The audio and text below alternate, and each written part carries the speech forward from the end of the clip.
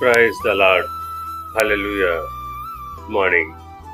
ఈరోజు దేవుని వాగ్దానము కీర్తనల గ్రంథము 52వ కీర్తన 8వ వచనము.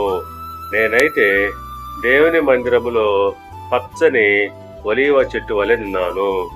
ఆమేన్. క్రీస్తునందు ప్రియులారా, దావీదు మహారాజు అంటున్నాడు, నేనైతే దేవుని మందిరములో పచ్చని ఒలీవ చెట్టు వలె ఉన్నాను అని అంటున్నాడు.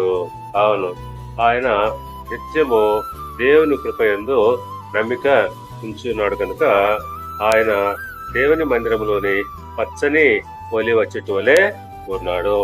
ఆ ప్రకారంగానే కీర్తనల గ్రంథము 92వ కీర్తన 13వ వచనం ప్రకారంగా, యెహోవా మందిరములో నాటబడిన వారై వారు మన దేవుని ఆవరణములలో వర్ధిల్లుదురు.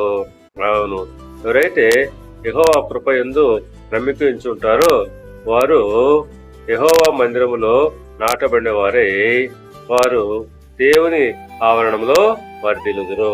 కనుక పిల్లరా, మనము దేవుని యందు నమ్మిక ఉంచినట్లయితే తప్పకుండా మనము దేవుని మందిరంలోని పచ్చని ఒలీవ చెట్ల వలె ఉంటాము. దేవుడు మిమ్మల్ని దీవించి ఆశీర్వదించి వర్ధిల్ల చేయును గాక. ఆమేన్.